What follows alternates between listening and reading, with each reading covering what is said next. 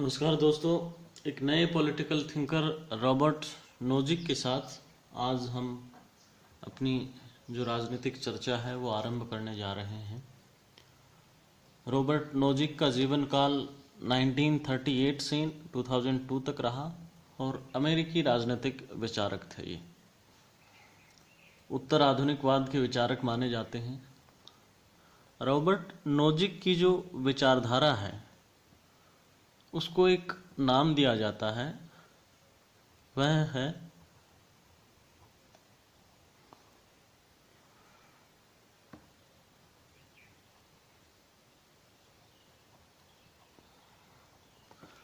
Libertarianism. Libertarianism मूल शब्द है और इसका अनुवाद जो है कई प्रकार से किया गया है। इसको इच्छा स्वतंत्रवाद भी कहा गया है और इसी को स्वतंत्रतावाद भी कहा गया है या स्वेच्छातंत्रतावाद भी कहा गया है। तो हम इसका अनुवाद स्वतंत्रतावाद यहाँ लेकर के चलेंगे। इच्छा स्वतंत्रवाद आ जाए तो भी लिबर्टेरियनिज्म ही है और स्वेच्छातंत्रवाद आ जाए तब भी लिबर्टेरियनिज्म ही होगा। ये जो विचारधारा है रॉबर्ट नोजिक की, इनकी एक पुस्तक है अनार्की, स्टेट एंड यूटोपिया। एक ही पुस्तक का नाम है, 3 पुस्तकों का नाम नहीं है।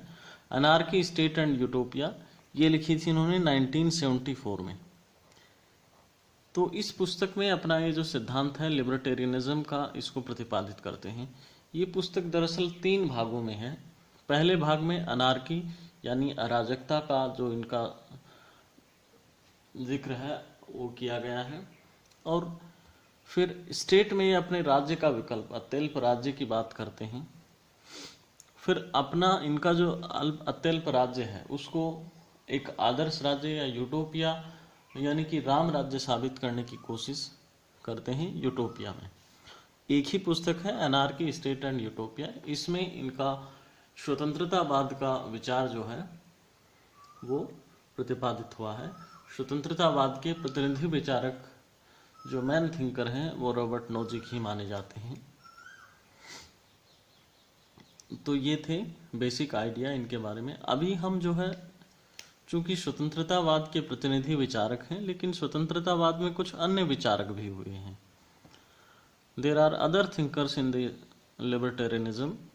तो उनके बारे में भी या उनकी विचारधाराओं का भी एक संक्षिप्त वर्णन, हम ब्रीफ आइडिया ले लेते हैं कि स्वतंत्रतावाद क्या है। तो ये जो है नई विचारधारा है, यानी कहें कि ये 20वीं सदी की विचारधारा है। 20वीं सदी में उत्पन्न हुई, 20वीं सदी में उद्भव हुआ इसका। और इसका मूल आधार किस पर टिका हुआ है? ये अधिकारों की सशक्त समर्थक है।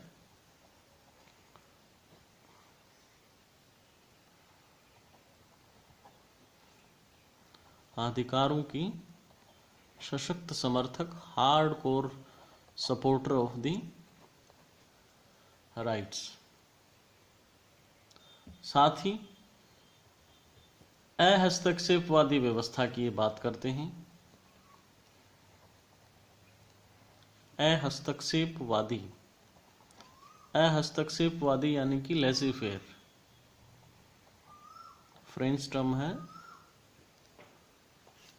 Lazy fair.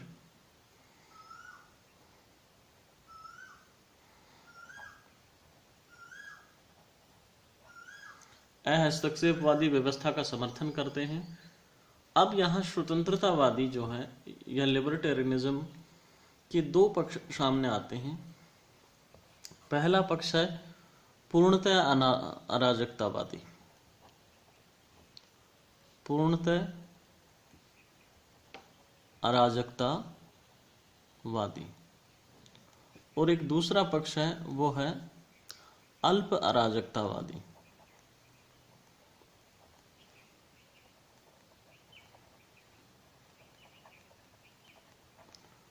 पूर्णतः अराजकतावादी यानी कि अनार्किस्ट,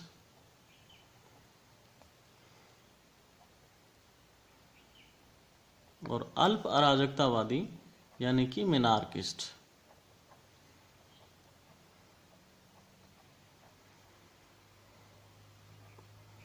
अब यहां इनमें क्या बेसिक डिफरेंस है कि ये जो है राजनीतिक संरचना को मानते ही नहीं है, यानी ये कहते हैं कि किसी भी प्रकार की राजनीतिक संरचना नहीं होनी चाहिए। राजनीतिक संरचना, कोई भी पॉलिटिकल स्ट्रक्चर एग्जिस्टेंस में नहीं होना चाहिए। राजनीतिक संरचनाएं अनैतिक हैं, इमोरल बताते हैं राजनीतिक संरचना को।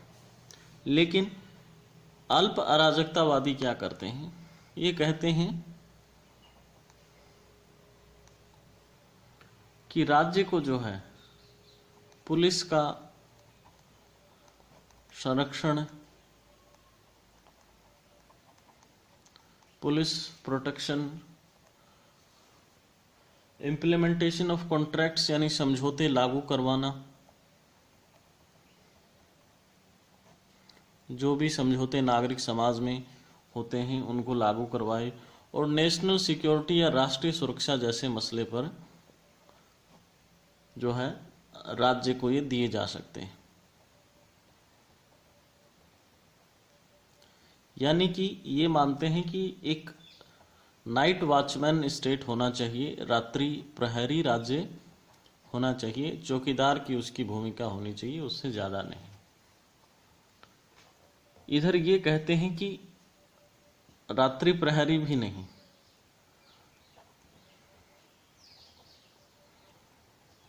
ये कहते हैं कि रात्रि प्रहरी भी नहीं होना चाहिए राज्य। ये जो प्रोटेक्शन का काम है, पुलिस का, संरक्षण का, समझौते लागू करवाना, नेशनल सिक्योरिटी, ये सब हम जो है किसी निजी संस्था से करवा लेंगे पैसे दे करके। निजी संरक्षणवादी इकाई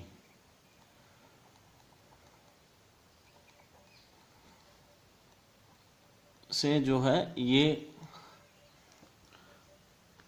प्राइवेट प्रोटेक्शन यूनिट से ये काम ये लोग करवाने की वकालत करते हैं। अब इधर कुछ विचारक आते हैं, उनमें मूरे एन रथफोर्ड, पूर्ण अराजकतावादी यानी अनार्किस्ट में। यहाँ हमारा टॉपिक तो चूंकि रॉबर्ट नोजी की है, लेकिन इनमें भी कुछ नाम हम देख लेते हैं, जैसे मूरे एन रोथबोर्ड, फिर एक आते हैं लिसेंडर स्पूनर, बेंजामिन टुकर, फ्रांसिस टेंडी इत्यादि प्रकार के विचारक हैं। और उनके विचारों का सार यही है कि ये राज्य के किसी भी रूप को अनैतिक मानते हैं और उसे रात्रि प्रहरी की भूमिका, नाइट वॉचमैन की पोजीशन भी देने को तैयार नहीं है। यहाँ अल्प अराजकतावादियों में सबसे बड़ा नाम उभर के आता है, जिसका हम आज अध्ययन कर रहे हैं, रॉबर्ट नोजिक। और रॉबर्ट नोजिक का ये जो राज्य है, इसको कहा गया अत्यल्प राज्य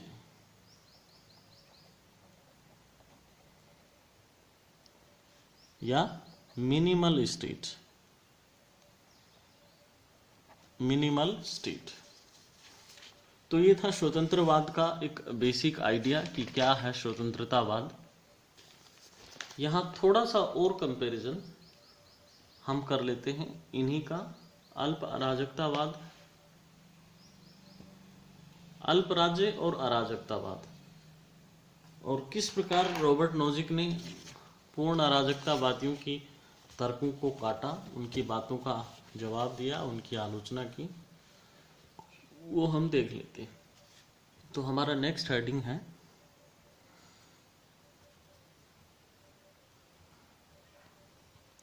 अत्यल्प राज्य। इसमें कंपैरिजन के साथ साथ नोजिक का जो मिनिमल स्टेट का आइडिया है वो भी हम डिस्क्राइब कर देंगे, अलग से नहीं करेंगे। तो अत्यल्प राज्य बनाम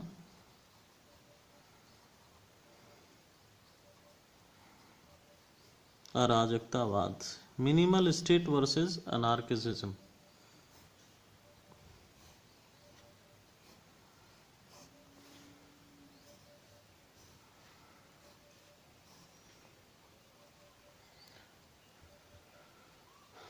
अराजकतावादियों की मूल मान्यता क्या है? वो कहते हैं कि राज्य क्या है? एक भूभाग पर कब्जा करता है। एक भूभाग पर जो एक राजनीतिक इकाई है उसी का नाम राज्य है, और इस भूभाग पर राज्य शक्ति प्रयोग करता है। साथ ही अब वो ये दावा करता है कि प्रत्येक को जो हो संरक्षण देगा।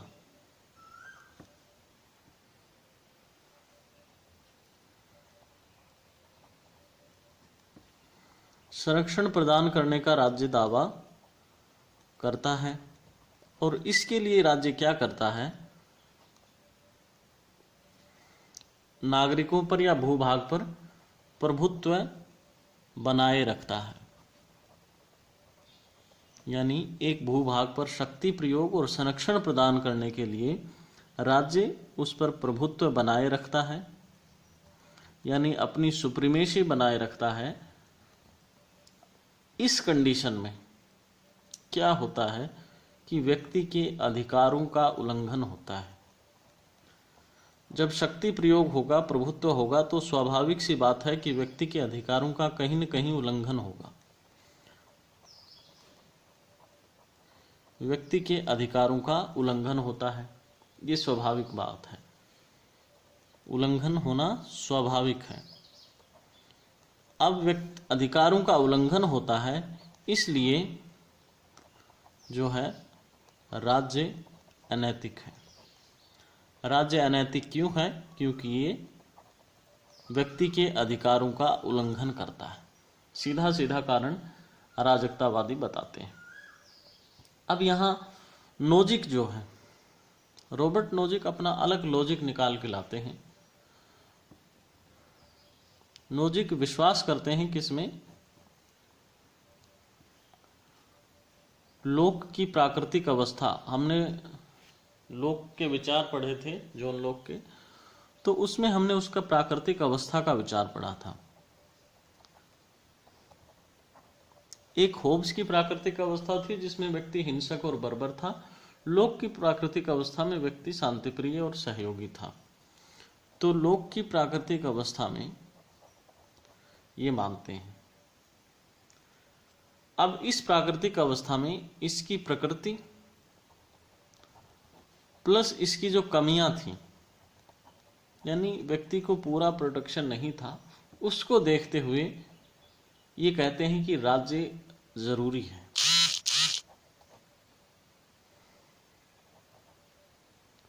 राज्य जरूरी है।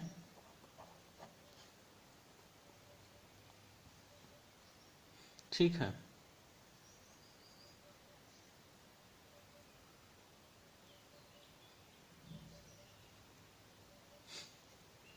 यानी वो कह रहे हैं कि राज्य कैसे बना? प्राकृतिक अवस्था से व्यक्तियों द्वारा समझौता किया गया, और ये समझौता सहमति से किया गया। अब यहां सहमति का तत्व निहित है, तो इसलिए राज्य अनैतिक नहीं है।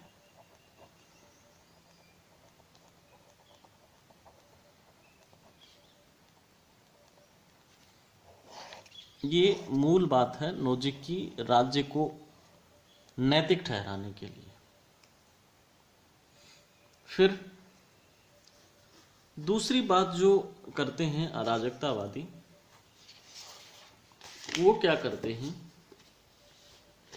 नोजिक चूंकि अत्यल्प राज्य की बात करते हैं और समर्थन करते हैं कि एक नाइट वॉचमैन स्टेट होगा, पुलिस का काम, नेशनल सिक्योरिटी का काम, ये सब काम स्टेट को दिए जाएंगे। लेकिन यहाँ अराजकतावादी कुछ और ही राग अलापते हैं। अराजकतावादी कहते हैं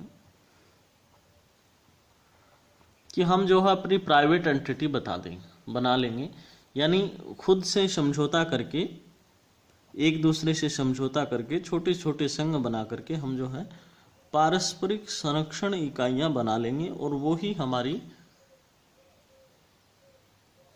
पारस्परिक संरक्षण संघ बना लेंगे, वो हमारी जो असुविधाएं हैं उनको दूर करेंगे। ये इनकी बात है अराजकतावादियों की।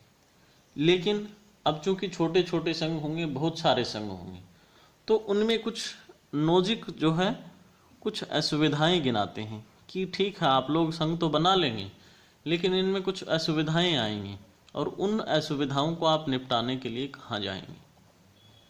अब वो असुविधाएं क्या बतलाते हैं नोजिक? ये कहते हैं कि नागरिक का संघ तो बना लिया, लेकिन संरक्षण कार्य के लिए बुलाने की जिम्मेदारी कौन लेगा, यानी उस संरक्षण को जगाएगा कौन? संरक्षण कार्य के लिए कौन बुलाएगा?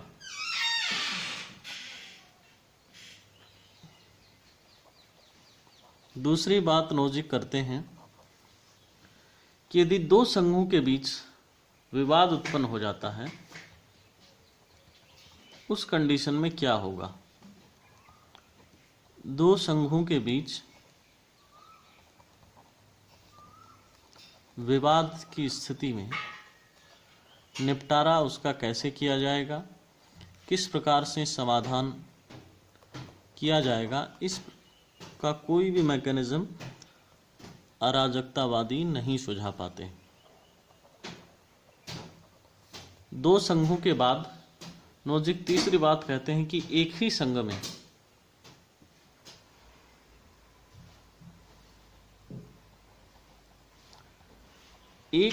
यदि आपसी विवाद हो गया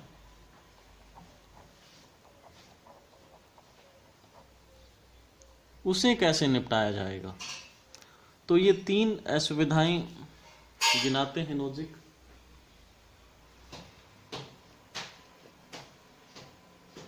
अराजकतावादियों की पारस्परिक संरक्षण संघ की तर्क का प्रत्युत्तर देने के लिए अब नोजिक अपने अत्यल्प राज्य का विचार रखते हैं और कहते हैं कि एक राज्य के लिए दो दशाएं जरूरी हैं। अराजकतावादियों की आलोचना के बाद नोजिक राज्य के लिए दो दशाओं का होना जरूरी बताते हैं। राज्य के लिए दो दशाओं का होना जरूरी बताते हैं।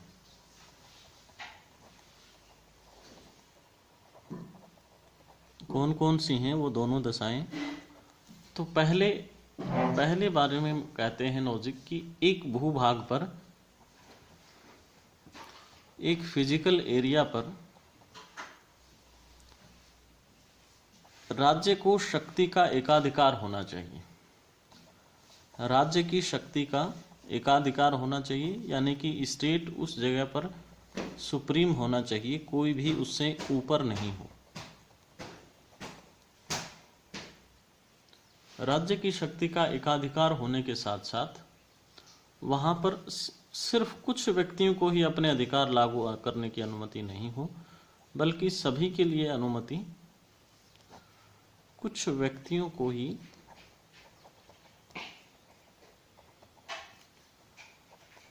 अधिकार लागू करने की अनुमति की बजाय सभी को यह अनुमति होनी चाहिए।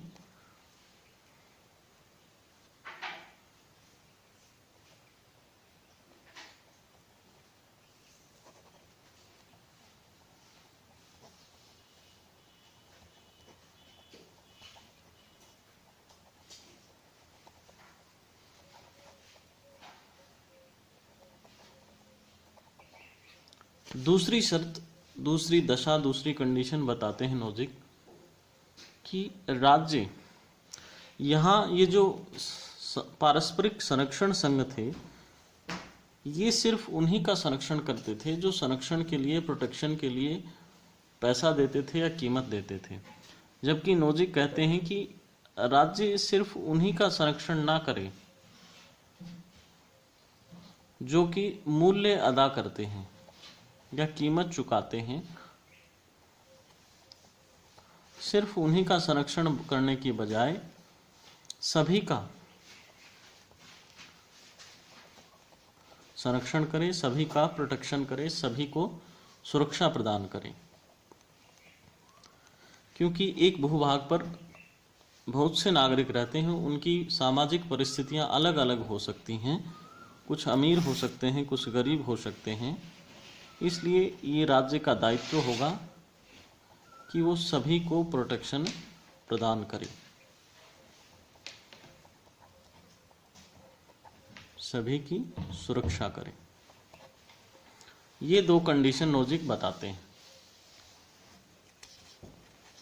साथ ही नोजिक अपने इस अत्यल्प राज्य को कुछ अधिकार देते हैं।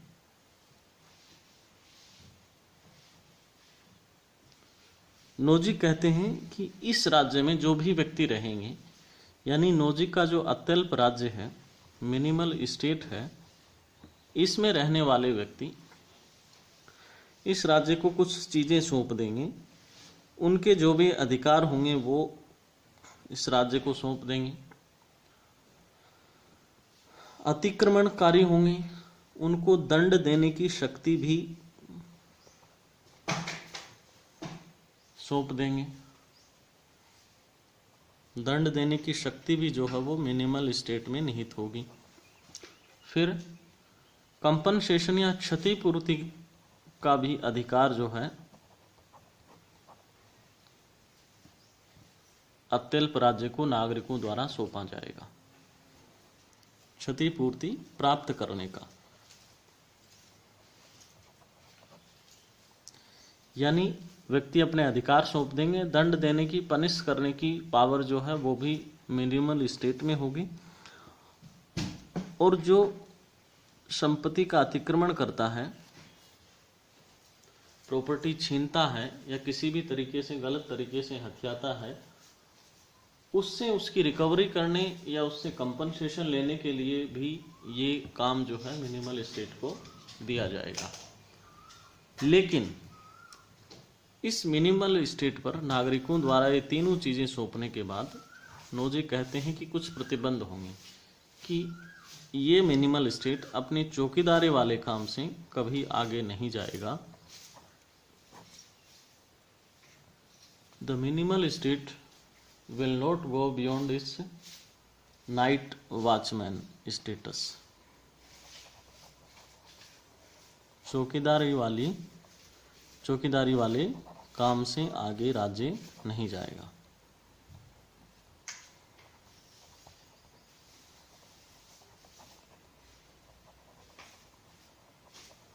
यानी दोनों तरफ से अच्छे की उम्मीद कर रहे हैं नोजिक कि नागरिक अपना सब कुछ सौंप देंगे, लेकिन फिर भी स्टेट जो है चौकीदारी वाले काम से आगे नहीं जाएगा। अब नोजिक बताते हैं कि ये जो मिनिमल स्टेट है ये 2 रूपों में सामने आता है। यानी मिनिमल स्टेट की 2 फॉर्म्स की बात करते हैं नोजिक। तो हम देखते हैं कि अत्यल्प राज्य के 2 रूप कौन से सुझाते हैं। नोजिक कहते हैं कि अत्यल्प राज्य 2 रूपों में सामने आता है।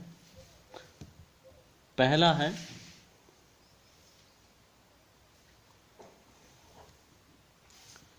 कि ये राज्य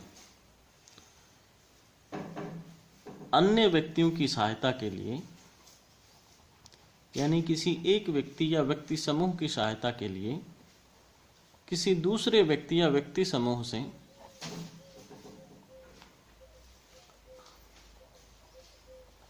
कर नहीं लेगा, टैक्स नहीं वसूल सकता। अन्य व्यक्ति की सहायता के लिए व्यक्ति से कर नहीं ले सकता। इसका मतलब ये हुआ कि यदि राज्य ये क्लेम करे कि वो लोगों की वेलफेयर का काम कर रहा है या भलाई का काम कर रहा है और इस बाबत वो कोई कर वसूल कर रहा है, तो राज्य का यह काम किया जाना गलत है नोजिक की नज़रों में।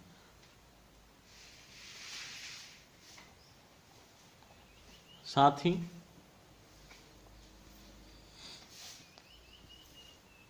किस काम के लिए कर ले सकता है उसकी बात नोजिक बताते हैं कि पुलिस, कानून लागू करवाने की जो इम्प्लीमेंटेशन एजेंसी है, न्यायालय यानी कोर्ट के प्रोसीजर्स में जो खर्चा होता है उनके लिए, सिक्योरिटी पर्पज़ के लिए जो खर्चा होता है सुरक्षा के लिए, और सेना के कामों का खर्चा जो है, इन सब के लिए ही राज्य जो है कर वसूल सकता है।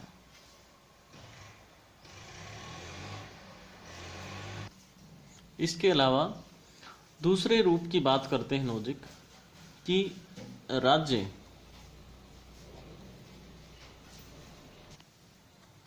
व्यक्तियों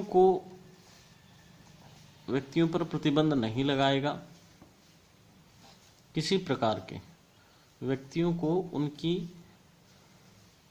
गतिविधियों से नहीं रोकेगा। जो काम लोग कर रहे हैं अपनी मर्जी से,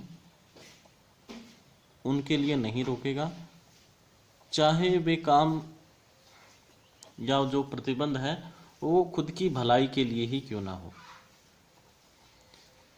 यानी व्यक्ति अगर कोई ऐसा काम कर रहा है जिससे खुद उसका नुकसान हो रहा है, उसके लिए भी राज्य उसको रोक नहीं सकता है। ऐसा प्रतिबंध नोजिक लगाते हैं। किसी भी परिस्थिति में राज्य व्यक्ति को अपनी मर्जी का काम करने से नहीं रोक सकता, बशर्ते उसमें किसी दूसरे के अधिकार का उल्लंघन नहीं हो रहा हो। ये नोजिक के अत्यल्प राज्य के दो रूप हैं। अत्यल्प राज्य के बाद नोजिक का अधिकार का जो विचार है, आइडिया ऑफ राइट्स, उसकी हम बात करते हैं कि किस प्रकार के अधिकार नोजिक देते हैं व्यक्ति को।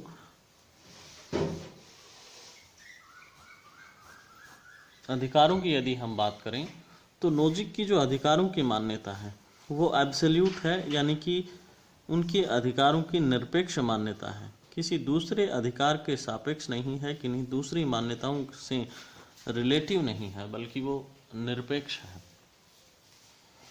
और नोजिक कहते हैं कि अधिकार ही नैतिकता का एकमात्र आधार है।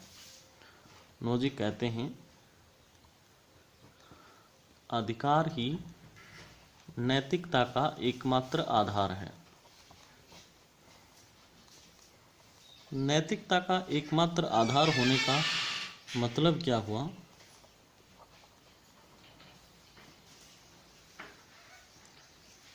कि अधिकारों का उल्लंघन नहीं हो रहा है तो वह काम नैतिक है।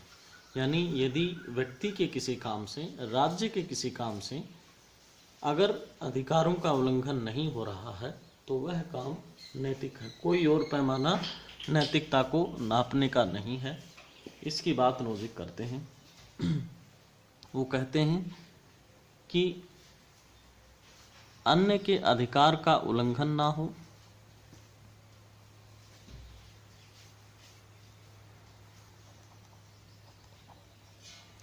अन्य के अधिकार का उल्लंघन नहीं,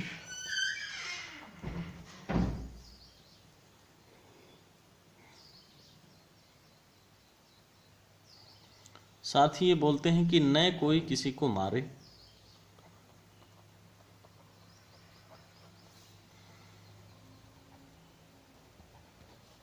न कोई किसी को मारे, क्योंकि इसमें भी अधिकारों का उल्लंघन होता है, और न ही अपमान करे। अपमान करने में भी निजता या गरिमा के अधिकार का उल्लंघन होता है। यानी कोई किसी के अधिकार का उल्लंघन नहीं करे, कोई किसी को मारे नहीं, उसकी पिटाई नहीं करे, उसका अपमान नहीं करे, तो जो है वो काम नैतिक है। फिर दूसरी बात, यदि कोई संपत्ति, क्योंकि नोजिक जो है संपत्ति के बहुत बड़े समर्थक हैं और संपत्ति को सर्वोपरि मानते हैं, वह कहते हैं कि यदि कोई संपत्ति न्यायोचित रूप से अर्जित की गई है, उचित तरीके से कमाई गई है, अर्जित की गई है, न्यायोचित रूप से अर्जित संपत्ति, इस संपत्ति को कोई छीने नहीं, इस संपत्ति को कोई छीन नहीं सकता। दूसरी बात, इसका प्रयोग सीमित नहीं कर सकता। कोई भी व्यक्ति, राज्य ये किसी वाजिब तरीके से अर्जित की गई संपत्ति का जस्ट होल्डिंग, इसके लिए टर्म यूज करते हैं। जस्ट होल्डिंग यानी न्यायोचित रूप से अर्जित संपत्ति, उसको कोई छीन नहीं सकता, उसका कोई जो प्रयोग है उसको सीमित नहीं कर सकता, यूसेज को लिमिटेड नहीं बना सकता, ऐसी नोजिक बात करते हैं। ये इनके अधिकारों की मान्यता है। फिर यहाँ वो कर रहे हैं, ये संपत्ति के अधिकार की ही बात हो रही है, ठीक है। फिर तो कुछ दूसरे दर्जे के अधिकार भी नोजिक देते हैं, जिनको उन्होंने द्वितीय श्रेणी के अधिकार कहा है। द्वितीय श्रेणी के अधिकार, द्वितीय श्रेणी के अधिकारों में वो किसको लेते हैं कि जो अतिक्रमण करता है, व्यर्थ कानूनी तरीके से, अन्यायोचित तरीके से संपत्ति हड़पता है, छीनता है या प्रयोग सीमित करता है, उसको दंड देना, क्षतिपूर्ति प्राप्त करना, ठीक है। और अतिक्रमण के विरुद्ध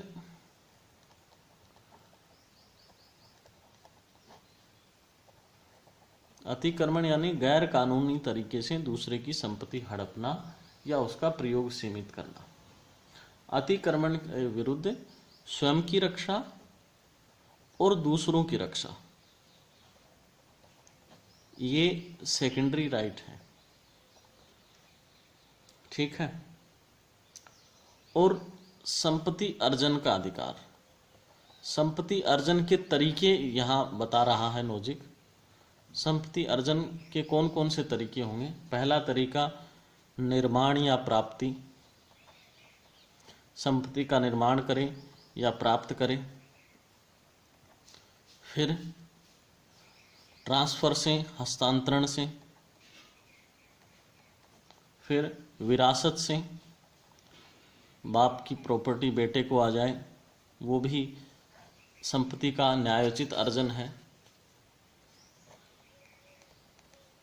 ठीक है।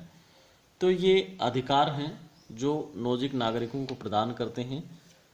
पहले बार में वो कहते हैं कि अधिकार का उल्लंघन नहीं होना चाहिए, किसी भी अधिकार का, कोई किसी को मारे नहीं, अपमान नहीं करे, और न्यायोचित रूप से अर्जित संपत्ति को कोई छीने नहीं, उसका प्रयोग सीमित नहीं करे।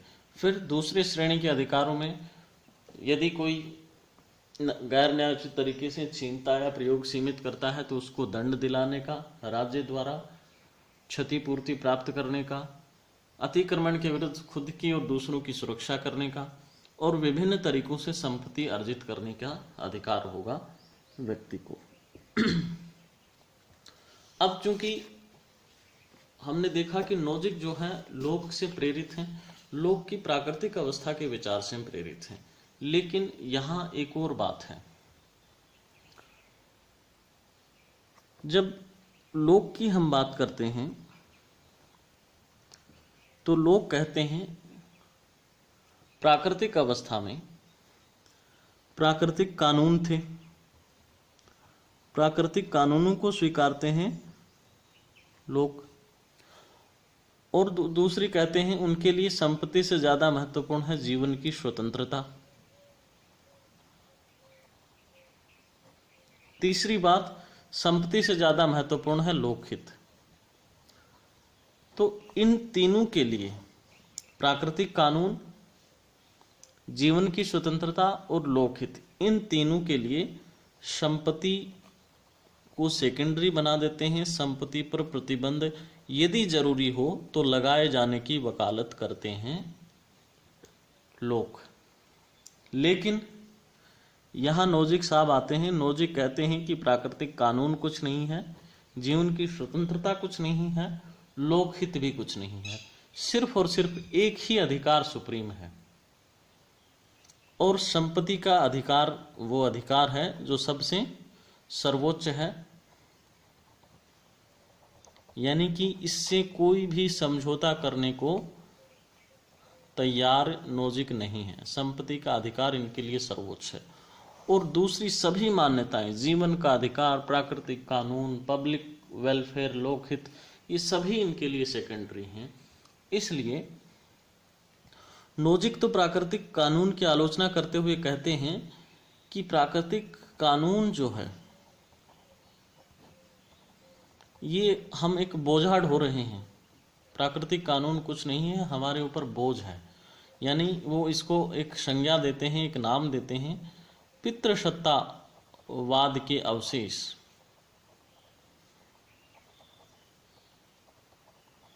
पितृसत्तावाद के अवशेष यानी वेस्टिजेज ऑफ पैटर्नलिज्म, वेस्टिजेज ऑफ पैटर्नलिज्म की संज्ञा देते हैं नोजिक प्राकृतिक कानूनों को। यानी साफ साफ स्पष्ट है कि नोजिक के लिए संपत्ति का अधिकार ही सब कुछ है। उसके लिए लोक ने जो प्रतिबंध बताए थे उनको भी वो नहीं मानते। हालांकि नोक की प्राकृतिक अवस्था से वो प्रेरणा पाते हैं, लेकिन लोक की जो प्रतिबंध लोक द्वारा बताए गए हैं उनको नहीं मानते और संपत्ति को सर्वोच्च बताते हैं। प्राकृतिक कानून की आलोचना करते हुए उसे पितृसत्तावाद के अवशेष या वेस्टिजेज ऑफ पैटर्नलिज्म बताते हैं। ये थे लोक के अधिकार का विचार। अब लोक का एक सिद्धांत है, न्याय का सिद्धांत, या उसे कहें कि अधिकारिता का सिद्धांत, थ्योरी ऑफ एंटाइटलमेंट। उससे पहले, लोक से पहले जो थ्योरी ऑफ जस्टिस दी थी, हमने पिछले अध्याय में पढ़ा था जॉन रॉल्स। जॉन रॉल्स की कड़ी आलोचना करते हैं नोजिक।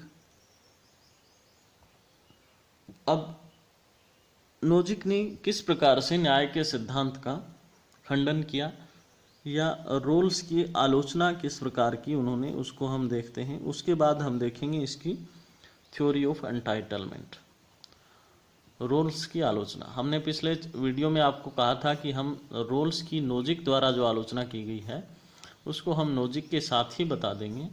तो यहाँ उसी वीडियो का अंश मान सकते हैं और इस अध्याय का अंश भी मान सकते हैं। तो हमने देखा कि रोल्स ने दिया था न्याय सिद्धांत, और इस न्याय सिद्धांत की मुख्य बात क्या थी। रोल्स साहब कहते हैं कि न्याय वितरणात्मक है, डिस्ट्रीब्यूटिव जस्टिस की वो बात करते हैं। और अपने इस वितरणात्मक न्याय में रोल्स क्या कहते हैं कि कमजोर वर्गों के पक्ष में उनकी बेहतरी के लिए, उनके बेटरमेंट के लिए जो है कई प्रोत्साहन देने चाहिए राज्य द्वारा, और वितरण में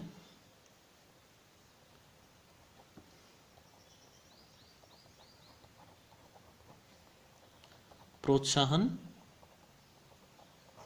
व वितरण में प्राथमिकता, priority in distribution of primary goods.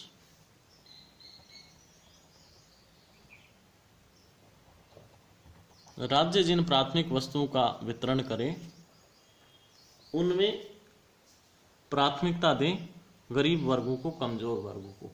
यानी अब क्या है कि राज्य के पास प्राथमिक वस्तुएं कहां से आएंगी,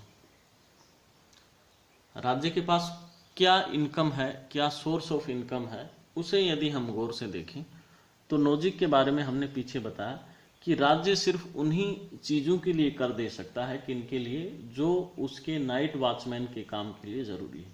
यानी पुलिस के लिए, राष्ट्रीय सुरक्षा के मामले पर, न्यायालय के मामले पर, और जो भी कानून इम्प्लीमेंट करने वाली एजेंसीज हैं उनके काम के लिए। और साथ ही नोजिक ने कहा था कि एक व्यक्ति के कल्याण के लिए दूसरे व्यक्ति से कर लिया जाना अनैतिक है। यहाँ रोल्स उसके उलट कह रहे हैं कि कमजोर वर्गों की बेहतरी के लिए प्रोत्साहन देगा राज्य और वितरण में प्राथमिकता देगा। अब वितरण यानी प्राथमिक वस्तुएं। अब राज्य के पास प्राथमिक वस्तुएं कहाँ से आएंगी? राज्य के पास प्राथमिक वस्तुएं आएंगी जो, एक और बात जो रोल्स करते हैं वो है कर व्यवस्था की, यानी जो ज़्यादा कमाते हैं, कर की बात करते हैं, टैक्स की बात करते हैं, जो ज़्यादा कमाते हैं उनसे ज़्यादा कर लेने की बात करते हैं। यानी अमीर वर्ग ज़्यादा टैक्स देगा, गरीब वर्ग या तो टैक्स नहीं देगा या कम देगा, लेकिन फिर भी उनको प्राइमरी गुड्स ज़्यादा मिल रहे हैं। तो इस बात को नोजिक गलत बताते हैं। वो बताते हैं कि मेरा पैसा है, मैं किसी और की भलाई के लिए अपना पैसा क्यों दूं। ठीक है, जो काम सुरक्षा के लिए, नाइट वॉचमैन के लिए ज़रूरी है, उन कामों के लिए, मेरी सुरक्षा के लिए मैं पैसा दे सकता हूं, कर दे सकता हूं, लेकिन किसी और की भलाई के लिए मैं अपनी मेहनत से कमाए हुए पैसे में से कर क्यों दूं। इसलिए नोजिक बताते हैं, यहां नोजिक आलोचना करते हैं रोल्स की।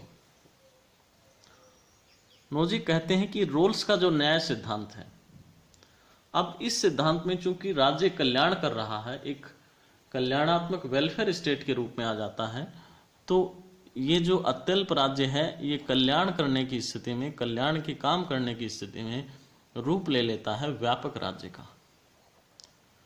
मिनिमल स्टेट एक ब्रॉडर स्टेट में बदल जाता है, वाइडर स्टेट में बदल जाता है,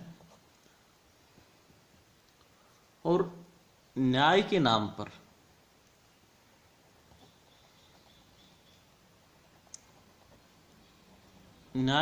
पर जस्टिस के नाम पर संपत्ति वितरण, जो संपत्तिवान है उनसे संपत्ति लेना या कर लेना,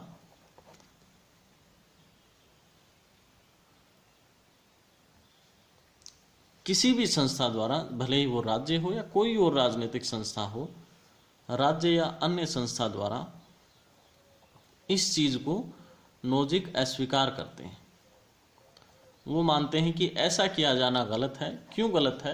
क्योंकि हमने देखा कि अधिकारों, नैतिकता का उन्होंने एक ही पैमाना बताया था, अधिकारों का उल्लंघन, और यहाँ अधिकारों का उल्लंघन हो रहा है क्योंकि व्यक्ति द्वारा न्यायोचित रूप से अर्जित की गई संपत्ति को छीना जा रहा है और उसका प्रयोग सीमित किया जा रहा है। चूंकि कर लिया जा रहा है तो कुछ न कुछ संपत्ति का कुछ एक भाग जो है राज्य ले रहा है, तो इससे जो है व्यक्ति के अधिकारों का उल्लंघन हो रहा है।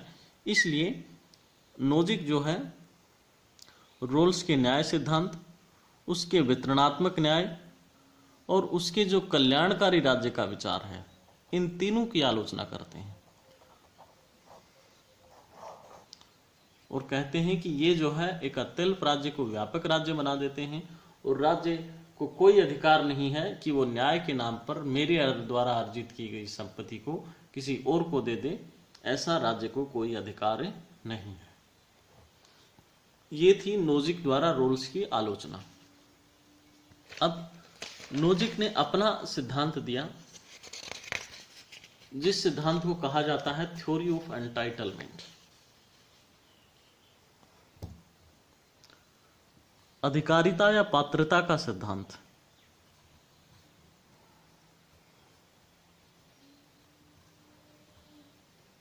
अधिकारिता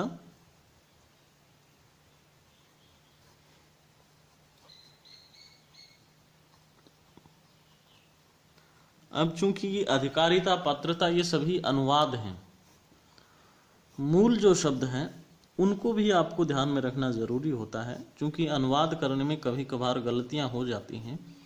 तो इसका मूल नाम है थ्योरी ऑफ एंटाइटलमेंट।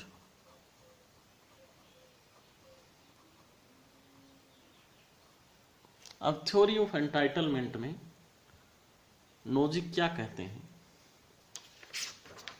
क्या है नोजिक का थ्योरी ऑफ एंटाइटलमेंट?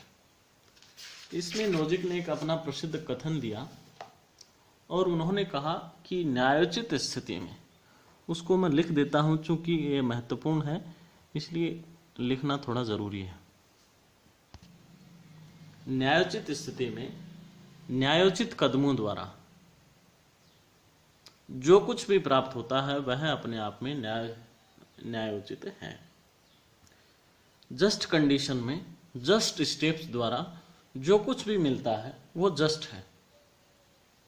ये नोजिक का कथन है महत्वपूर्ण है। क्यों महत्वपूर्ण है?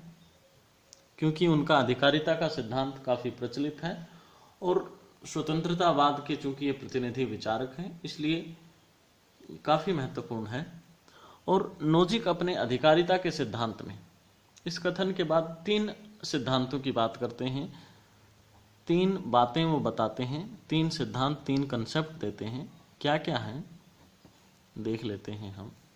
पहले में वो बात करते हैं संपत्ति के मूल अधिग्रहण की, यानी उनका जो पहला सिद्धांत है अधिकारिता के सिद्धांत में, संपत्ति के मूल अधिग्रहण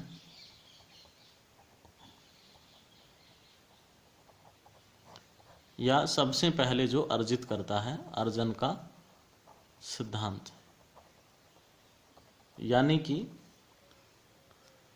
justice in original acquisition of holding. अब संपत्ति का मूल अधिग्रहण का मतलब यह हुआ कि सबसे पहले कोई संपत्ति, ऐसी संपत्ति जिसका कोई भी मालिक नहीं है, जिस पर किसी का कुछ भी दावा नहीं है, उस पर यदि कोई व्यक्ति उसको अर्जित करता है, उसका अधिग्रहण करता है, तो उस संबंध में जो सिद्धांत है वह है संपत्ति के मूल अर्जन का सिद्धांत। यानी इसमें नोजिक जो है सर्वप्रथम इसकी मूल कंडीशन क्या है, किसी अन्य का स्वामित्व इसमें नहीं होना चाहिए, यानी गैर आधिपत्य की होनी चाहिए। यह चीज गैर आधिपत्य की चीज यदि कोई आधिपत्य में लेता है तो वह न्यायोचित है, वह गलत नहीं है, ऐसा नोजिक ने कहा है। फिर दूसरा इनका जो सिद्धांत है वो है संपत्ति के स्थानांतरण में न्याय का सिद्धांत।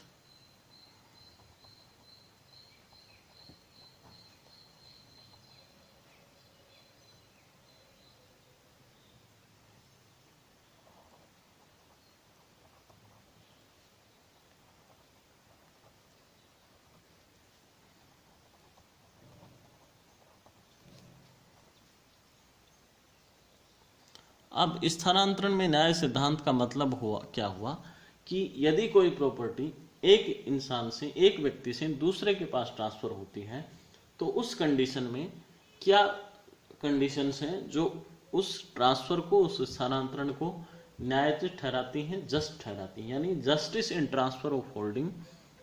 तो इसके लिए नोजिक बात करते हैं कि इसके लिए 2 आधार वो बताते हैं कि एक तो स्वैच्छिक विनिमय किया जाना चाहिए।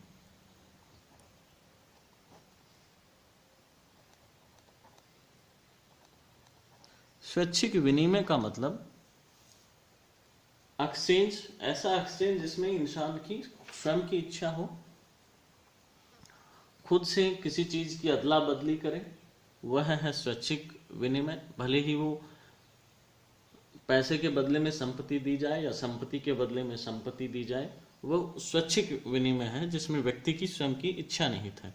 दूसरी बात, कोई यदि किसी को गिफ्ट में दे दे, उपहार के रूप में दे दे, तो भी वह जो है ट्रांसफर वैलिड होगा, जस्ट होगा। तो ये थे संपत्ति के मूल अधिग्रहण यानी अर्जन के और स्थानांतरण के। फिर इसके बाद तीसरा सिद्धांत आता है जिसे कहा गया है अन्यायोचित।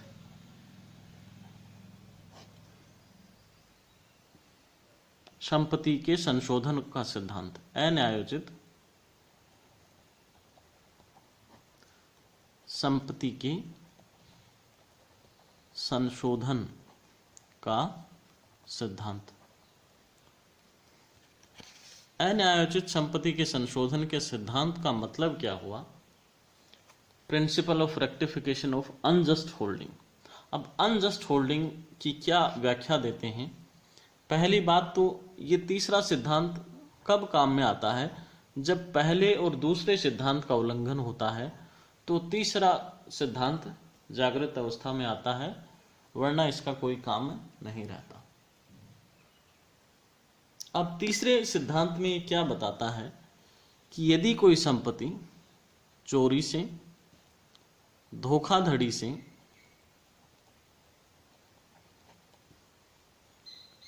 छीन करके या गुलाम बना करके अधीनस्थ कर करके अर्जित की गई है तो वो जस्ट नहीं है, अनजस्ट होल्डिंग है। फिर इस कंडीशन में क्या होगा, यानी अनजस्ट कब होगी, यदि संपत्ति पहले से किसी के आधिपत्य में है और फिर उसका अधिग्रहण किया जाए, यानी पहले सिद्धांत का उल्लंघन हो रहा है। स्वैच्छिक विनिमय नहीं है, जबरदस्ती किसी से छीन ली गई है, कोई उपहार नहीं दे रहा, उसके बावजूद उससे धोखाधड़ी से ले ली गई है, उससे छीन ली गई है, उससे चोरी कर ली गई है या अधीनस्थ बना दिया गया है, व्यक्ति को गुलाम बना लिया गया है, तो उस संपत्ति में संशोधन की जरूरत होती है।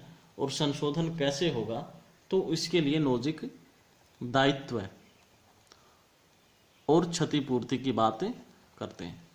यानी जिस व्यक्ति से संपत्ति छीनी गई है उसको संपत्ति वापस की जाएगी, जिसने छीनी है उससे वापस ली जाएगी।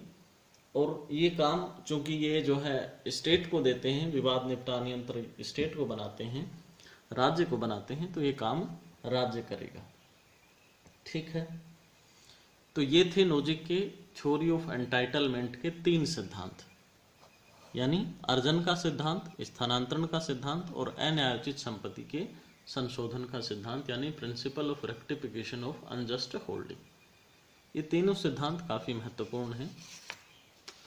अब एक और अंतिम कंसेप्ट है नोजिक का, वहां जो है वो अपना जो इनका मिनिमल स्टेट है उसको आदर्श राज्य ठहराने की बात करते हैं।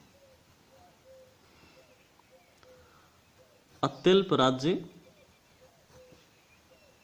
आदर्श राज्य के रूप में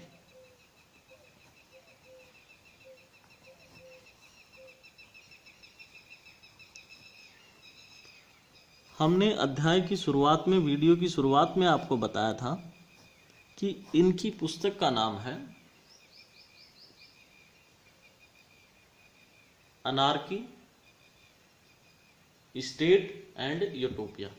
तो ये जो आदर्श राज्य की बात है ये इन्होंने आखिरी पोर्शन में, यानी यूटोपिया वाले पोर्शन में की है और अपने अत्यल्प राज्य को राम राज्य साबित करने की कोशिश ये कर रहे हैं। तो नोजिक आदर्श राज्य की परिभाषा बताते हुए क्या कहते हैं कि आदर्श राज्य कैसा होगा। एक ही बात कहते हैं कि व्यक्ति की इच्छा पूर्ति हो जिसमें, यानी इच्छा पूर्ति का मतलब कि उसकी पसंद, जो उसको पसंद आए वो काम करे, वही आदर्श राज्य है। ये परिभाषा देते हुए वो कहते हैं कि अत्यल्प राज्य में, अत्यल्प राज्य आदर्श राज्य क्यों है, इसके वो कारण बतलाते हैं। क्योंकि अत्यल्प राज्य में कोई प्रतिबंध नहीं होता, ये एक प्रेरक का काम करता है, मोटिवेट करता है। यहाँ प्रतिबंध की बजाय लोग जो है अपनी मर्जी से सहयोग करते हैं, यानी अत्यल्प राज्य में स्वैच्छिक सहयोग होता है। फिर यहाँ कोई दमनकारी शक्ति नहीं होती, दमन का अभाव है। व्यक्ति, अब दमन का अभाव रहेगा तो व्यक्ति अपनी पसंद पूरी कर सकेगा, और पसंद पूरी करना ही नोजिक का पैमाना है आदर्श राज्य का। फिर अधिकार सीमित नहीं है, अधिकारों को सीमित करने वाली कोई शक्ति नहीं है। अधिकारों को एक ही आधार पर सीमित किया गया है, दूसरे के अधिकार का उल्लंघन ना हो। अधिकार सीमित नहीं है, असीमित अधिकार है। और छोटे छोटे समुदाय में व्यक्ति रहेगा, लघु समुदायों द्वारा